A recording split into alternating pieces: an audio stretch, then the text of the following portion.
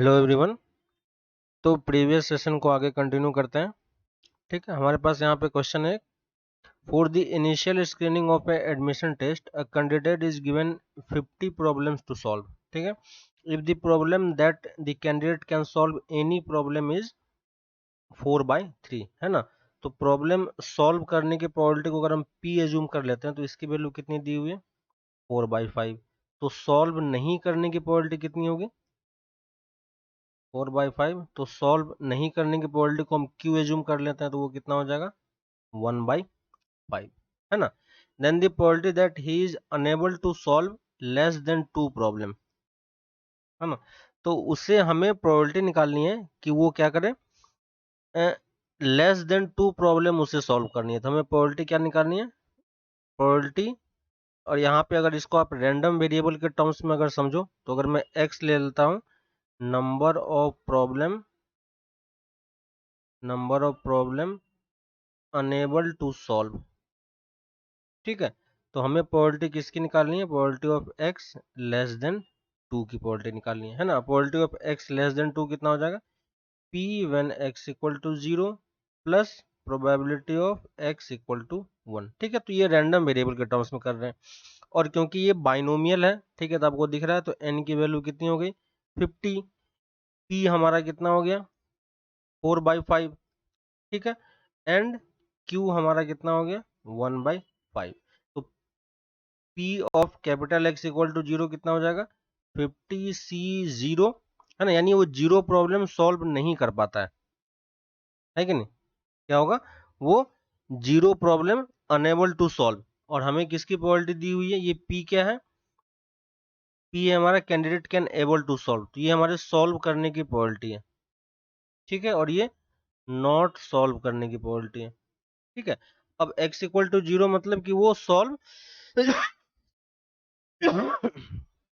0 problem वो solve नहीं कर पा रहे। इसका मतलब क्या है कि वो सारे प्रॉब्लम सॉल्व कर लेगा, तो सारे प्रॉब्लम सॉल्व कर लेगा, तो ये कितना हो जाएगा, 4/5 to the power 50।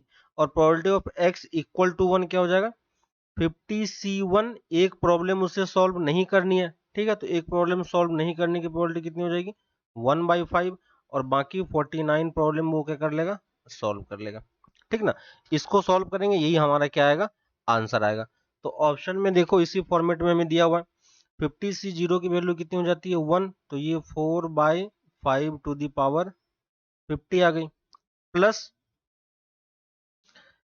Plus 50c1 की वैल्यू कितनी हो जाएगी, 50, और into 1/5 into 4 to the power 49 into 5 to the power 49। ठीक है, डिवीजन में। अब यहां से इस वाले पार्ट को थोड़ा सा सॉल्व करते हैं। ठीक है, देखो 4/5 to the power 49, 1/5 to the power 48, 4/5 to the power 48, इस टाइप के टर्म है। तो हम इस वाले टर्म को कॉमन निकाल लेते हैं जितना कॉमन हमारा पॉसिबल है। ठीक है, तो यहाँ पे देखो 4/5 टू द पावर 49 हमारा क्या है, कॉमन आ रहा है, तो हम 4/5 टू द पावर 49 कॉमन निकाल लेते हैं।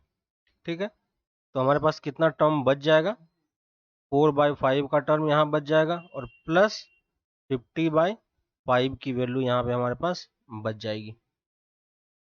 ठीक ना, और इसको सॉल्व करेंगे तो कितना आ जाएगा, 54/5 into 4/5 whole to the power 49। ठीक है, तो कौन सा ऑप्शन यहाँ पे आपका मैच कर जाएगा, डी ऑप्शन आप यहाँ पे मार्क कर सकते हो। ठीक है, तो प्रोबेबिलिटी का ये क्वेश्चन बाइनोमियल डिस्ट्रीब्यूशन का है ना, तो इस चीज को थोड़ा सा हमें ध्यान रखना है। ठीक है, नेक्स्ट क्वेश्चन पे आते हैं। नेक्स्ट है हमारे पास, let S be a set of all real number, and relation हमें दिया हुआ है ना। एस हमारा जो ये है वो कहाँ से कहाँ डिफाइन है, एस टू एस में डिफाइन है। और जो रिलेशन है वो डिफाइन किस तरीके से किया गया, ए कॉमा बी फॉर्मेट का, जिसमें 1 प्लस ए बी क्या होना चाहिए, ग्रेटर देन 0 होना चाहिए। ठीक है, और हमें चेक करना है रिफ्लेक्सिव सिमेट्रिक ट्रांजिटिव। ठीक है, तो पहले हम रिफ्लेक्सिव पे आते हैं। तो रिफ्लेक्सिव के लिए हमें पता है कि ए कॉमा ए इसको सेटिस्फाई करना चाहिए। ठीक है, तो रिलेशन में अगर ए कॉमा ए देखोगे तो क्या बन जाएगा, 1 प्लस ए स्क्वायर, और ये क्वांटिटी क्या होती है, ऑलवेज पॉजिटिव होती है। तो ये जो रिलेशन है वो हमारा क्या है, रिफ्लेक्सिव तो है ही, ठीक है। सिमेट्रिक की अगर बात करें तो सिमेट्रिक के लिए अगर हमें ए कॉमा बी गिवन है, इसका मतलब ए कॉमा बी क्या है हमारा, A plus A B greater than zero, तो हमें चेक करना है कि क्या B comma A B greater than zero होगा या नहीं, ठीक है। तो यहाँ पे देख सकते हो, इसको अगर इस ऑर्डर में लिखेंगे तो भी कोई फर्क नहीं पड़ेगा, तो ये स्टेटमेंट भी क्या है, ट्रू है ना। तो ये चीज क्या हो गया, सिमेट्रिक भी हो जाएगा। और ट्रांजिटिव की अगर हम बात करें तो ट्रांजिटिव के लिए हमें ए कॉमा बी अगर गिवन है, इसका मतलब 1 प्लस ए बी हमें गिवन है, और बी कॉमा सी अगर हमें गिवन है, मतलब ए प्लस बी सी हमें गिवन है, तो हमें चेक करना है कि क्या ए और सी भी सेम प्रॉपर्टी सेटिस्फाई करती है कि नहीं, यानी 1 प्लस ए सी क्या पॉजिटिव होगा या नहीं होगा, ठीक है। पॉजिटिव होगा, नेगेटिव होगा, क्या होगा, ये हमें चेक करके बताना है, ठीक है। तो इन दोनों रिलेशन से आप ये चीज चेक नहीं कर पाओगे, ठीक है। आप कोई सा भी, ये सेट हमें दिया हुआ और ए बी रियल नंबर है, तो कोई सा भी नंबर चूज करके आप ये चीज चेक कर सकते हो, है ना। तो ये वाला प्रॉपर्टी क्या होता है, सेटिस्फाई नहीं होता है ना। तो कौन सा वाला ऑप्शन हो जाएगा, ए हमारा रिफ्लेक्सिव है, सिमेट्रिक है, लेकिन ट्रांजिटिव नहीं आएगा, है ना। तो सिंपल सा ये पार्ट आप चेक कर सकते हो, ठीक है। नेक्स्ट क्वेश्चन पे आते हैं। नेक्स्ट है हमारे पास एक स्टेटमेंट दिया हुआ है, P और Q इम्प्लाइज R, और हमें इसका कॉन्ट्रा पॉजिटिव लिखना है, ठीक है। P इम्प्लाइज Q का कॉन्ट्रा पॉजिटिव क्या होता है, not P implies not Q implies not P, ठीक है। तो अगर हमें इसका कॉन्ट्रा पॉजिटिव लिखना है तो हम क्या लिखेंगे, ये वाला पहले आ जाएगा, तो not R implies not of P और Q, है कि नहीं। तो अब देख लो कौन सा ऑप्शन मैच कर रहा है, तो यही इसका कॉन्ट्रा पॉजिटिव स्टेटमेंट है ना। ये क्या है, इसका कॉन्ट्रा पॉजिटिव स्टेटमेंट है। तो अब चेक कर लो कौन सा है इसमें, और को, है ना, पहला वाला ए बी तो मार्क नहीं कर रहा है, इसको अगर हम थोड़ा सा ओपन करें तो इसको हम इस तरीके से भी लिख सकते हैं, not P and not Q, ठीक है। तो देखो सी ऑप्शन मैच कर रहा है ना। तो इसका ऑप्शन क्या हो जाएगा, सी आप यहाँ पे मार्क कर सकते हो, ठीक है। नेक्स्ट पे आते हैं। नेक्स्ट है हमारे पास, the value of this expression is equal to, ठीक है, 1 plus cos of pi by 8 into 1 plus cos of 3 pi by 8 into 1 plus cos of 5 pi by 8 and 1 plus cos of 7 pi by 8, ठीक है। अगर आप देखोगे तो इस 7 pi by 8 को आप क्या लिख सकते हो, 7 पाई बाई 8 को आप पाई माइनस पाई बाई 8 भी लिखा जा सकता है ना। और cos of pi minus pi by 8 हमें क्या दे देगा, माइनस में, ठीक है। तो cos 1 plus cos pi by 8 तो हमारे पास था ही, इस वाले टर्म को सॉल्व करेंगे तो ये क्या दे देगा, 1 minus cos of pi by 8, ठीक है। सिमिलरली इसको जब करोगे, क्यों ऐसा हो रहा है, क्योंकि एंगल को अगर आप ध्यान दोगे तो इन दोनों एंगल का सम 2 पाई बाई 8 आ रहा है, ठीक है। इस दोनों एंगल का सम 2 पाई बाई 8 आ रहा है, तो इसलिए हम इसको इस वाले पार्ट में कन्वर्ट कर रहे हैं। थर्ड में देखो 1 प्लस कॉस 3 पाई बाई 8 है, ठीक है। वैसे ही इसको जब ब्रेक करेंगे तो ये भी फिर से हमें क्या दे देगा, 1 minus cos of 3 pi by 8, ठीक है। और अब देखो ये वाला पार्ट क्या हो जाएगा, ए माइनस बी इंटू ए प्लस बी, तो इसको हम क्या लिख सकते हैं, 1 minus cos square by pi by 8, और ये 1 minus cos square by 3 pi by 8, और ये क्या दे देगा, sine square of pi by 8, और ये ये कितना दे देगा, ये भी दे देगा sine square of 3 pi by 8, है ना। ये भी क्या दे देगा, sine square of 3 pi by 8। अब देखो इस 3 पाई बाई 8 को अगर आप क्या लिख पाओगे, अगर मैं पाई बाई 2 के टर्म्स में ब्रेक करना चाहूँ, ठीक है, तो ये क्या हो जाएगा, pi by 2 minus pi by 8 इसको लिखा जा सकता है कि नहीं। तो साइन स्क्वायर पाई बाई 8, और इसको जब ब्रेक करोगे तो साइन किस में चेंज हो जाएगा, cos square of pi by 8 में, ठीक है। और पूरे का स्क्वायर है ना, तो ये साइन पाई बाई 8 है और ये कॉस पाई बाई 8 का होल स्क्वायर लिखा हुआ है ना। अब हम क्या करेंगे, ऊपर नीचे 2 से मल्टीप्लाई करेंगे ब्रैकेट के अंदर में ही, ठीक ना। तो ये ब्रैकेट से बाहर आके कितना दे देगा, बाई 4 दे देगा, है कि नहीं। और ऊपर वाला टर्म क्या बन गया, साइन 2 थीटा का फॉर्मूला, तो ये क्या हो जाएगा, sine pi by 4 divided by 4 और इसका ये होल स्क्वायर हो जाएगा। और साइन पाई बाई 4 हमें कितना दे देगा, साइन पाई बाई 4 हमें 1/√2 दे गया, उसका स्क्वायर 1/2 इंटू 4, तो कितना आ जाएगा 1/8, है ना। तो कौन सा ऑप्शन आप मार्क कर सकते हो, सी ऑप्शन आपका यहाँ पे मैच कर जाएगा, ठीक है। तो सिंपल ट्रिग्नोमेट्री का एप्लीकेशन है, ठीक है। नेक्स्ट पे आते हैं। नेक्स्ट है हमारे पास the area enclosed by the area of the closed region bounded by the curve y equal to sec inverse x and y equal to cosec inverse x and the line x equal to 1, ठीक है। ये तीन curve है हमारे पास, तो तीनों curve को पहले हम प्लॉट करके देखते हैं, ठीक है। यहाँ पे इसलिए आपको तीनों कर्व का ग्राफ पता होना चाहिए, ठीक है। तो देखो, अगर ग्राफ याद नहीं है तो आप इजिली इस चीज को समझ सकते हो कि जो हमारा, अगर आपको साइन स्क्वायर का कर्व याद है, ठीक है, तो साइन कहाँ से कहाँ लाई करता है, -π/2 से π/2 के बीच में, ठीक है। तो यहाँ पे मैं ये वाला वर्टिकल लाइन ड्रॉ कर दे रहा हूँ, ठीक है। अब देखो, साइन का कर्व कुछ इस टाइप का होता है, ठीक है, सॉरी, साइन इनवर्स का कर्व कुछ इस टाइप का होता है, याद होगा आपको, ठीक है। अगर मैं इसमें कॉसेक इनवर्स ड्रॉ करूं तो कॉसेक इनवर्स क्या होगा, यहीं से ये स्टार्ट होगा, ये वाला पॉइंट कितना दे देगा, ये वाला पॉइंट हमारा ये 1 हो जाएगा और ये -1 हो जाएगा, ठीक है। तो ये यहीं से स्टार्ट होता है और ये इस तरफ मूव करेगा और ये यहां से स्टार्ट होके इस तरफ मूव करता है ना। तो मैं इस वाले पार्ट को हटा दे रहा हूं, है ना। तो ये वाला जो कर्व है आपका, ये क्या है, साइन इनवर्स का, सॉरी कॉसेक इनवर्स का कर्व है, ठीक है। तो ये क्या है, y equal to cosec inverse x, ठीक है। अगर सेक का हम ड्रॉ करेंगे तो सेक के लिए हमें पहले क्या ड्रॉ करना पड़ेगा, कॉसेक का कर्व, ठीक है। तो ये वाला हमारा π/2 है, तो यहाँ पे कहीं पे पाई होगा, है ना। और कॉसेक का कर्व इस तरीके से मूव करता है, याद होगा आपको, कॉसेक का कर्व इस तरीके से ऐसे ये मूव करता है। तो अगर हमें सेक का बनाना है तो हमें क्या करना होगा, यहीं से आप इसको इस तरफ ड्रॉ करो और यहां से इसको इस तरफ ड्रॉ करो, है ना। और इस वाले पार्ट को मैं यहां से हटा दे रहा हूं। तो जो इंटरवल है और ये वाला जो पॉइंट है ये π/2 है ना, ये वाला पॉइंट हमारा π/2 है।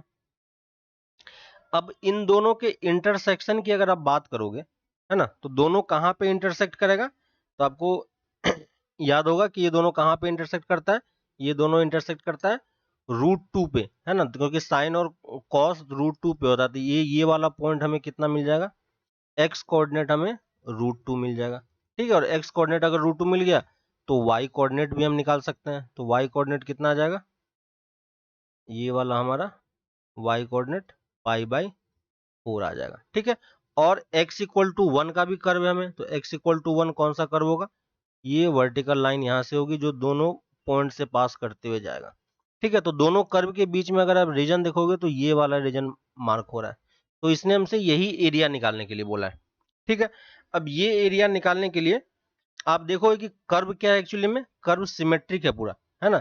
जितना कर्व ऊपर बन रहा है ना, जितना पार्ट ये वाला बन रहा है उतना ही पार्ट यहाँ पे भी बन रहा है ना, सेम ऊपर नीचे सेम बन रहा है।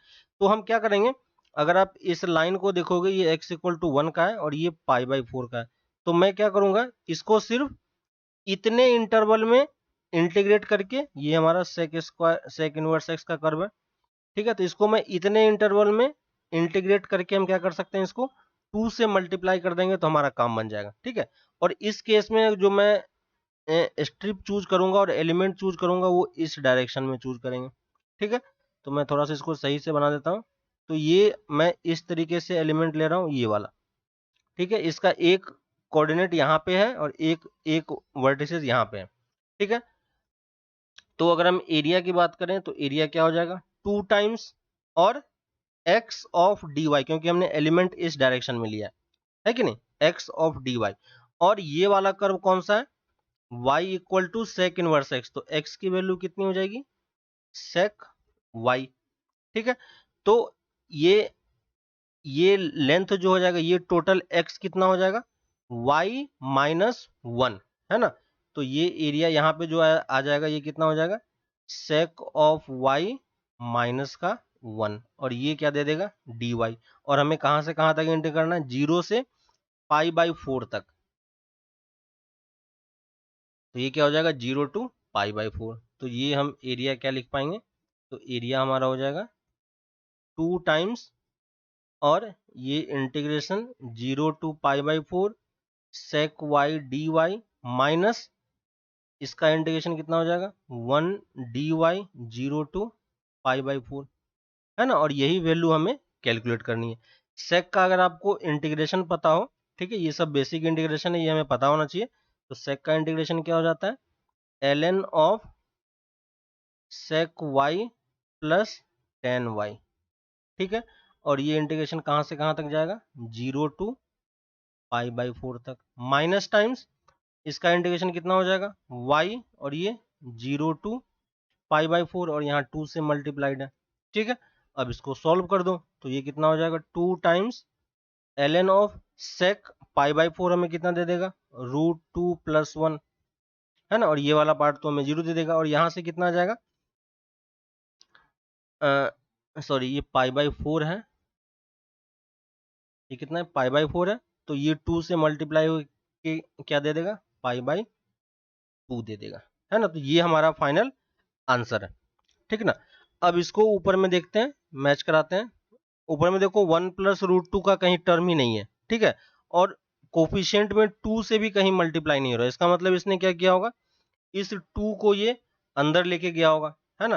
तो इस 2 को अगर मैं अंदर लेके जाऊंगा तो क्या बन जाएगा, ये ln ऑफ √2 + 1 का होल स्क्वायर माइनस का π/2, है ना। और इसको जब एक्सपेंड करेंगे तो कितना दे देगा a² 2 + 3 + 2√2, है ना। तो ये हमारा फाइनल आंसर आ रहा है, ठीक है। तो कौन सा ऑप्शन मैच कर रहा है, देखो फर्स्ट वाला ऑप्शन आपका इजिली मैच कर जाएगा, ठीक है।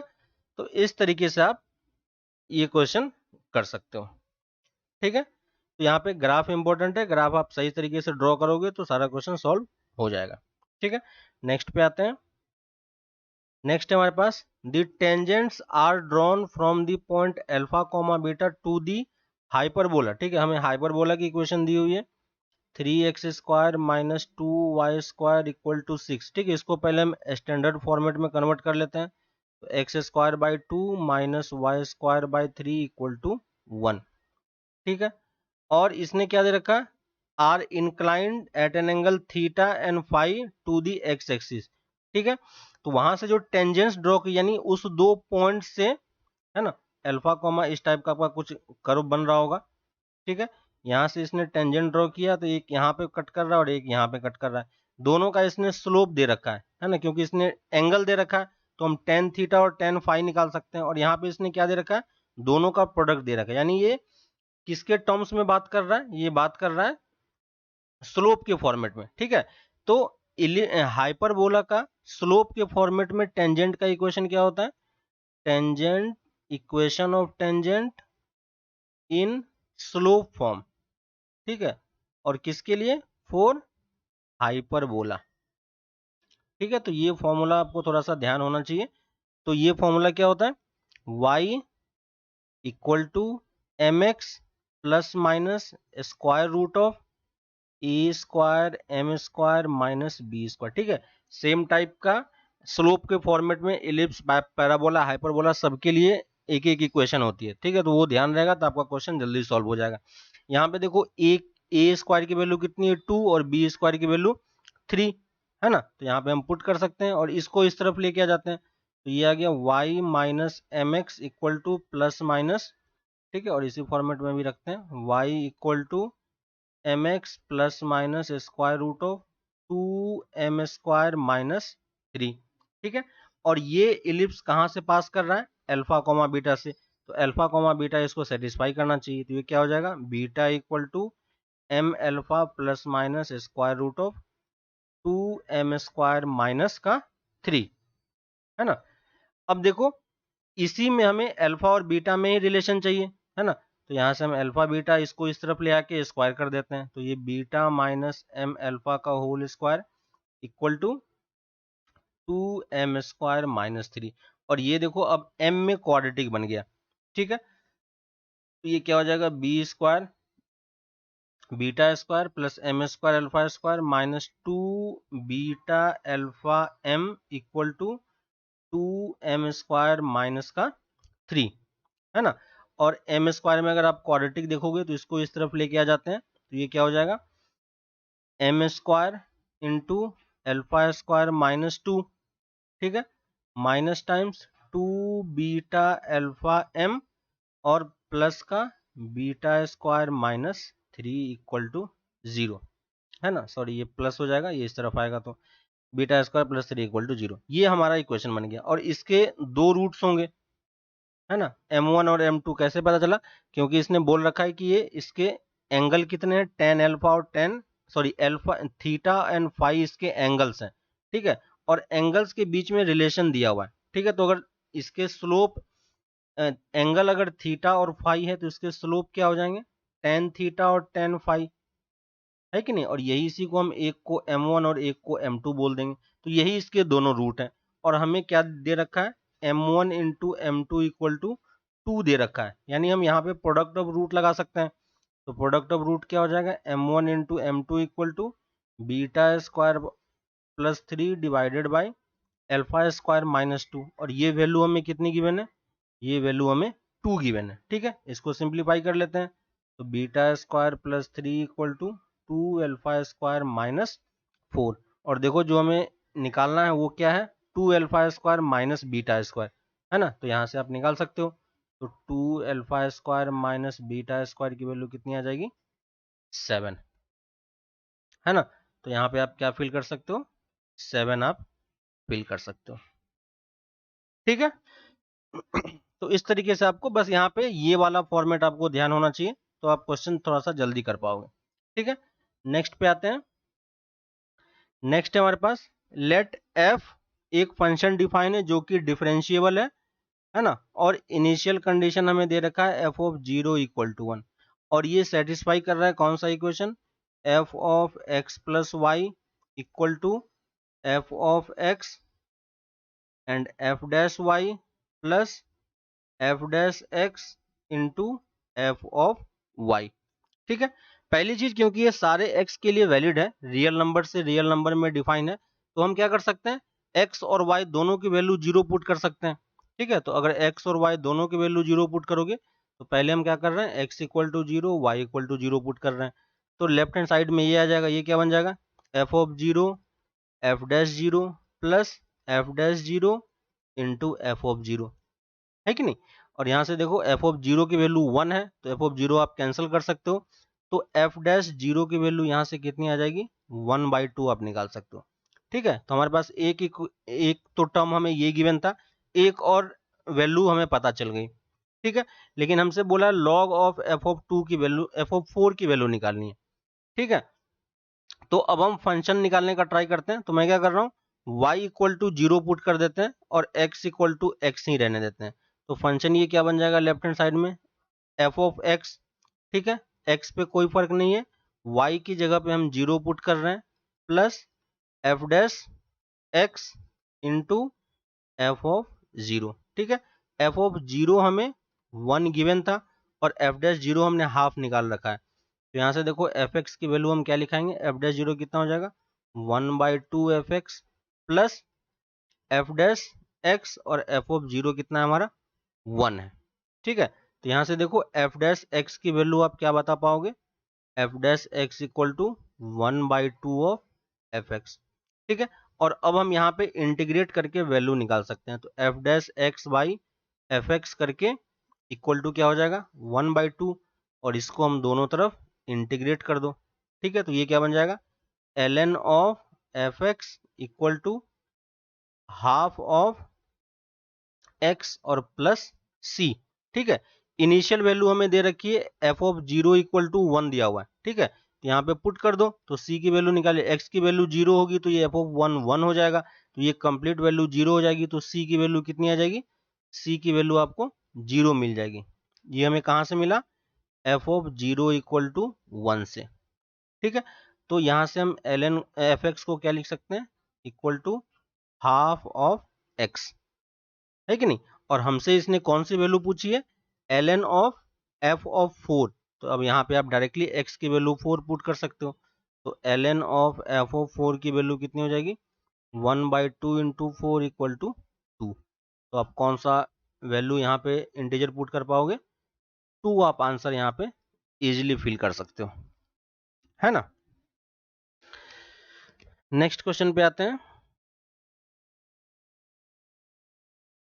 नेक्स्ट है हमारे पास, let A B C be the 3 non zero non coplanar vector and P Q R are 3 vector define as. ठीक है, पी हमारे पास डिफाइन किया हुआ है A vector plus B vector minus 2c vector. ठीक है, क्यू वेक्टर डिफाइन किया हुआ है 3a vector minus 2b vector plus c vector, और आर वेक्टर डिफाइन किया हुआ है A vector minus 4b vector plus 2c vector. ठीक है, और एबीसी हमें non coplanar non zero vector हमें दे रखा है। इसने बोला if the volume of the parallelepiped defined by vector ABC is v1। ठीक है, तो v1 की वैल्यू क्या हो जाएगी, है ना, तो हमें पता है कि बॉक्स प्रोडक्ट क्या देता है, पैरेललोपाइप का वॉल्यूम, तो हम v1 की वैल्यू ये लिख सकते हैं। फिर इसने बोला कि v2 जो है वो कहां से बन रहा है, एक और पैरेललोपाइप है जो पी क्यू आर से बन रहा है। ठीक है, तो v2 आप क्या लिख पाओगे, P Q and R vector, है कि नहीं, ये वाली जो, और हमें v1 और v2 में रिलेशन पूछा है, v1 और v2 क्योंकि सॉरी पी क्यू आर क्योंकि ये अपने आप में ये वेक्टर है। ठीक है, तो इसकी वैल्यू जब आप यहाँ पे पुट करके सॉल्व करोगे तो वो चीज है ना, और अगर आपको अगर प्रॉपर्टी याद है तो आप सिंपली इसको क्या लिख सकते हो, डिटर्मिनेंट ऑफ इसके कोफिशिएंट का 1 3 1 1 -2 -4, और ये -2 1 और 2, और box of A B C आप ये डायरेक्टली लिख सकते हो। तो ये हमारा v2 हो गया, है ना, और v2 ये किसकी वैल्यू है, v1 की वैल्यू है। तो बस हमें इस डिटर्मिनेंट को सॉल्व करना है, और डिटर्मिनेंट क्योंकि नंबर्स इजी हैं, है ना, तो किसी के भी अबाउट आप ओपन कर दो, 1 के अबाउट ओपन करोगे तो कितना दे देगा, -4 और ये +4, तो फर्स्ट टर्म हमारा 0 मिल जाएगा। -1 के अबाउट अगर ओपन करेंगे तो 6 और -1 5 दे देगा। ठीक है, तो यहाँ से मुझे 5 मिल गया, और इस वाले पार्ट में हमें कितनी मिलेगी, -2, और यहाँ से -12 और प्लस का 2, तो यहाँ से हमें -10 मिल जाएगा। ठीक है, ये वैल्यू हो गई डिटर्मिनेंट की, और ये v1 है। ठीक है, इसको सॉल्व करेंगे कितना आ जाएगा, -5 + 20, तो ये कितना दे देगा, 15 ऑफ v1। तो v2 की वैल्यू कितनी आ गई, 15 ऑफ v1, है ना, और 15 ऑफ v1 है तो k की वैल्यू यहाँ से देखो हमें एक रिलेशन दे रखा है v2 = k टाइम्स v1, तो k की वैल्यू कितनी आ जाएगी, k की वैल्यू आप 15 यहाँ पे पुट कर सकते हो। ठीक है, नेक्स्ट क्वेश्चन पे आते हैं। नेक्स्ट है हमारे पास, if z is a complex number, if a complex number z lie on the circle of radius half. ठीक है, एक z है जो सर्कल पे लाई कर रहा है। ठीक है, इस टाइप का कोई एक सर्कल होगा, और इसका रेडियस हमें कितना दे रखा है, हाफ। इसका सेंटर हमें नहीं पता है, तो सेंटर अभी के लिए हम z0 एज्यूम कर लेते हैं। ठीक है, और ये z इस सर्कल पे लाई कर रहा है, तो हम यहाँ से क्या लिख पाएंगे, z माइनस z0 का मॉड की वैल्यू किसके इक्वल हो जाएगी, हाफ के इक्वल हम यहाँ पे लिख सकते हैं। ठीक है, सेकेंड बोल रहा है then the complex number omega हमें डिफाइन किया है इस तरीके से, will lie on the circle of radius K, ये भी एक सर्कल पे लाई कर रहा है ओमेगा, तो हमें k की वैल्यू ये पूछ रहा है कि कितना होगा, यानी रेडियस की वैल्यू कितनी होगी। ठीक है, तो ओमेगा जो हमें डिफाइन किया हो गया वो ओमेगा क्या है, -1 + 4z। ठीक है, क्योंकि ओमेगा एक सर्कल पे लाई कर रहा है तो ये भी mod omega equal to something आना चाहिए। ठीक है, तो हम इसको इसी फॉर्मेट में कन्वर्ट करने का ट्राई करते हैं। ठीक है, तो यहाँ पे देखो इसको इस तरफ लेके आ जाओ, तो ओमेगा प्लस 1 इक्वल टू कितना हो जाएगा 4z, है कि नहीं। और क्योंकि z नॉट क्या है सर्कल का सेंटर जो कि एक कांस्टेंट होगा, ठीक है, तो यहाँ पे मैं क्या कर रहा हूं माइनस ऑफ ओमेगा प्लस 1, दोनों तरफ मैं -4z0 सब्ट्रैक्ट कर रहा हूं। क्यों सब्ट्रैक्ट किया 4z0, ताकि मुझे ये वाला टर्म जनरेट हो जाए, ठीक है।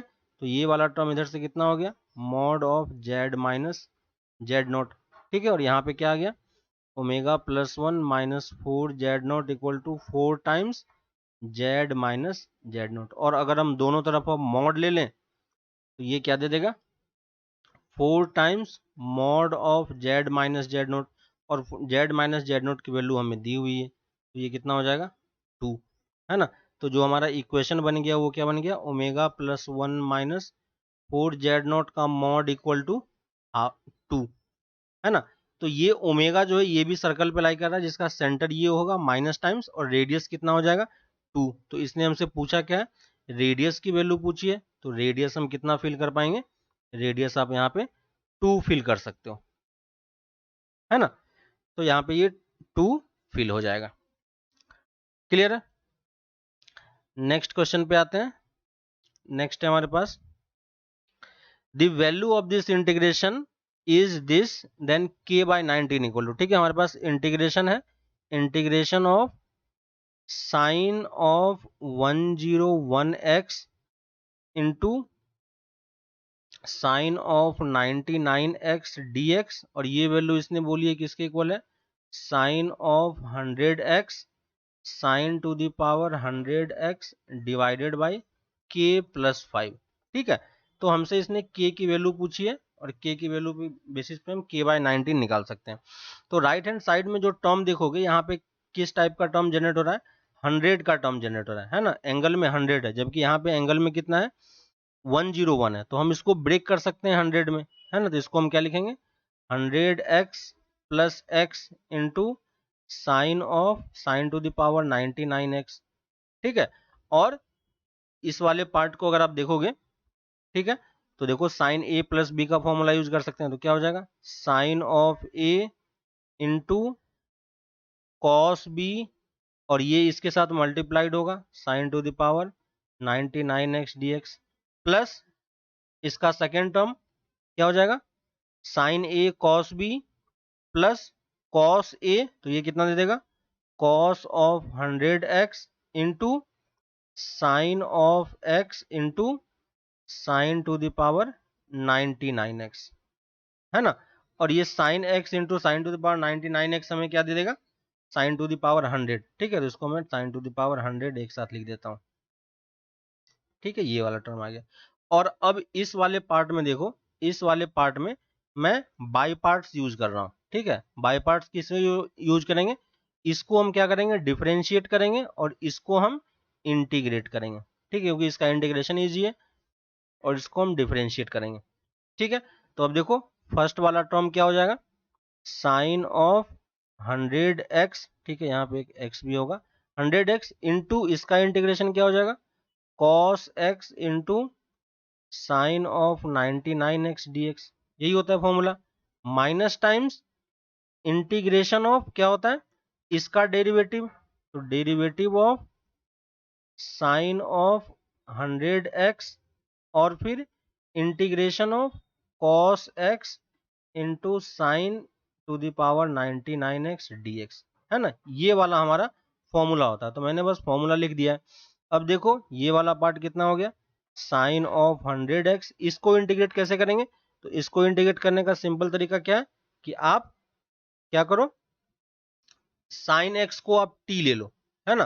तो साइन x को आप t लोगे तो cos x dx क्या दे देगा dt दे देगा, है ना। तो यहाँ पे अगर आप इसको t ले लोगे तो cos x dx dt देगा, तो ये क्या बन जाएगा t to the power 99 dt का इंटीग्रेशन, और ये वैल्यू कितनी होती है divided by 100 into T to the power 100, और t की वैल्यू फिर से आप कितनी पुट कर पाओगे साइन x, तो ये sine to the power 100x divided by 100, ये वाली टर्म आ गई, है ना।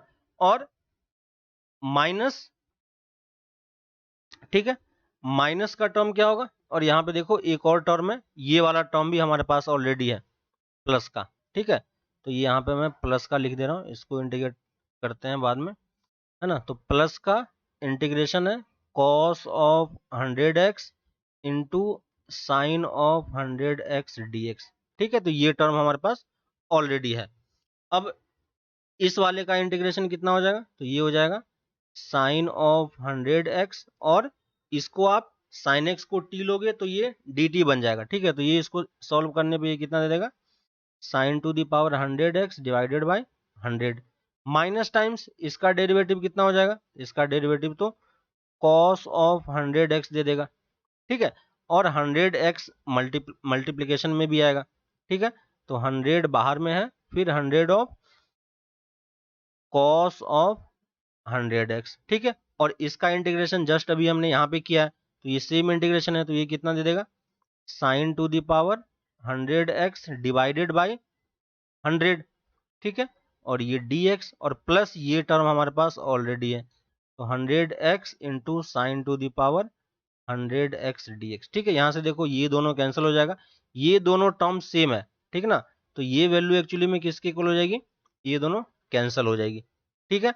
तो इंटीग्रेशन हमारा एक्चुअली में क्या हो गया, इंटीग्रेशन हमारा क्या हो गया एक्चुअली में, sine of 100x sine to the power 100x divided by 100, है ना। ये हमारा टर्म आ गया। तो अब यहां से आप देख सकते हो कि ये वैल्यू किसके इक्वल है, ये ऊपर वाला पूरा टर्म सेम है, बस ये नीचे वाला टर्म k प्लस 5 के इक्वल है, ठीक है। तो k प्लस 5 की वैल्यू किसके इक्वल हो जाएगी, 100 के इक्वल। तो k की वैल्यू कितनी हो जाएगी, 95। और हमें वैल्यू किसकी निकालनी है, वैल्यू हमें निकालनी है k बाई 19 की, ठीक है। तो अब देखो k बाई 19 की वैल्यू कितनी हो जाएगी, 95 बाई 19, तो फाइनल आंसर कितना हो जाएगा, 5। तो आप यहाँ पे क्या फिल कर सकते हो, ये 5 यहाँ पे आपका आ जाएगा, ठीक है। तो इस तरीके से आप ये इंटीग्रेशन के क्वेश्चन कर सकते हो। बस आप खुद से एक बार करके देखो तो आपको ये चीज ज्यादा बेटर तरीके से समझ में आएगी, ठीक है। और आप क्वेश्चन को जल्दी सॉल्व कर पाओगे, ठीक है। तो अभी के लिए हम लोग यहाँ इतना ही रखते हैं, फिर हम लोग इसको नेक्स्ट क्लास में इसी क्वेश्चन सीरीज को आगे कंटिन्यू करेंगे, ठीक है। तब तक आप प्रैक्टिस करते रहो, और कुछ डाउट आता है तो वो आप पूछते रहो, ठीक है। तो फिर आगे हम लोग इसको कंटिन्यू करते हैं, चलो बाय।